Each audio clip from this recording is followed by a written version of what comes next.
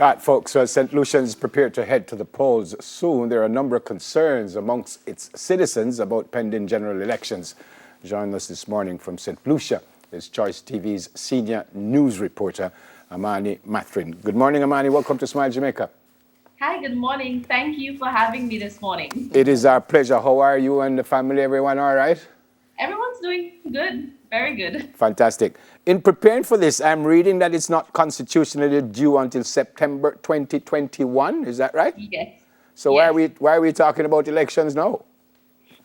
Given what's happening on the ground and given sentiments expressed by our current Prime Minister and activities being undertaken by both political parties, there's a general sentiment that the elections may be happening sooner rather than later. So I Yeah. think you get a sense that people are already mobilizing in that way. Yeah, I know national elections were in Trinidad and Tobago. We had national elections just a couple of weeks ago. And here I know a lot of people were saying, well, maybe now is not the right time because of the pandemic and physical distances. What are the citizens saying if, in fact, an election will be called? Are they comfortable that it can happen now, should happen now, will happen now? Well, currently in St. Lucia, COVID doesn't seem to be a major concern in that respect because things have almost gone back to what was assumed to be normal. While we do still have a state of emergency in place, it's set to expire on September 30th. But we're not 100% sure whether that will be renewed or whether it will just expire and things will go back to normal in terms of gathering, etc. Yeah. So at this point in time, concerns over COVID and gathering don't seem to be a very prominent factor in that discussion. Yeah, I don't know if you have any numbers. I think we're close to about 5,000 positive tests. I don't know if you have any numbers. Have you had? We're nowhere near that. Our last case was case 27.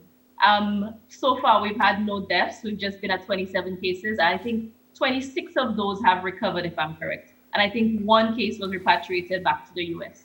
27 cases overall since the start? Yeah, since the start. Amazing. And just one death. Well, that's amazing. Oh. No deaths. Okay. Now I said, no deaths. Oh, no deaths. Fantastic. Well, congrats to the folks over there. Whatever they're doing is obviously they're doing something right. So I think that's why it's not really a pressing concern in relation to elections. Right. Wow. All right. Well, that's not a pressing concern, but I know there are other issues that might be on the minds of St. Lucians as they go to the polls. What are some of the things that you think will be top of mind when they go out today? I think healthcare is number one because some people might know that we've had a situation with one of our hospitals in the south of the island. It was destroyed by fire 11 years ago and it's currently being housed in a stadium. So with the decade that's passed, there's been a lot of pressure on successive governments to resolve that situation, but unfortunately, it still remains. And I think that's going to be a major deciding factor for a lot of people. Also, there's a lot of discussion happening right now regarding the sale of lands. There's a massive expanse of land in the north of the island that's been sold for a golf course and resort project. And there's a lot of tension going on around that right now because some people are not satisfied with the decision to put that land up to sale for a foreign corporation, whereas they believe local livelihoods might be impacted by that sale. Yeah. So that's stirring up a lot of conversation right now. Mm-hmm. Most recently as well, there's a situation going on at the base of one of our pitos, our World Heritage site, where a private dwelling is being constructed there. But a lot of people are concerned that building on that site might cause us to lose our World Heritage status. Yes. So there's a lot of tension going on right now regarding which party would be responsible for allowing that to have happened. And there's a lot of finger pointing by both the current government and the opposition. And it's a lot of vague, muddy waters, no one's really taking responsibility for it or discussing the way moving forward. So I think these issues will play a key part. Yeah, opposition. And of course, you have the traditional issues of unemployment, assistance for poor and vulnerable people. And I think that's especially more poignant now in the wake of COVID.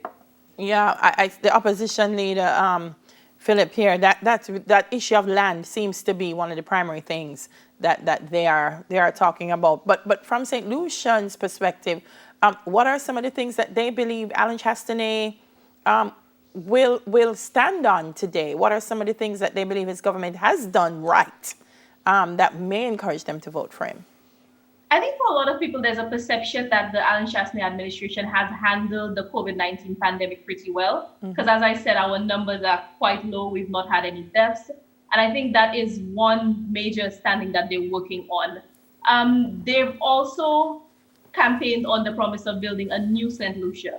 So for a lot of people, that carries with it promises of, employment, of a better economic standing for the country. So that might be one of the factors that would sway some people in that direction. What's the feeling on the ground now, the United Party or the Labour Party?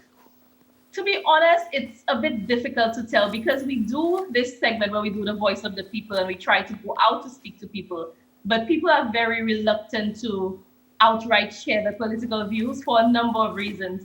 I think at this time, I feel like anything could happen. So I think that's why it's an interesting one to watch. Both parties, of course, seem very sure in a victory, but on the ground, you get supporters of both sides being convinced that they're going to be victorious. But I think it's definitely one to watch. Yep. A lot of governments are given a hard time for their handling of the pandemic. Obviously, whatever has been happening in St. Lucia, you've done brilliantly. Would that not be kudos to the government? Wouldn't the folks be saying you've done a really good job and we want you back? I think people are saying they've done a really good job, but I think it's not the only factor that will be considered. Because like I said, these issues regarding land sale, they're not new issues, of course, but I think they're taking center stage at this time. And a lot of people are being very careful in terms of how they're receiving the narratives around these controversies. So I think that is something that's going to be in the back of people's minds when they go to the poll. Because we're seeing like a sentiment that's centered a lot around nationalism and protecting patrimony. I think these are important things to a large segment of the population. Okay. All right, Imani, thank you so By much. the way, sorry, one more question. What's the population? We're currently at about 180,000 people. We're very small compared to Jamaica. 118 or 80? 80. 80. All right. Thank you very, very much for speaking with us this morning. Thank you, Imani. Thank you very much.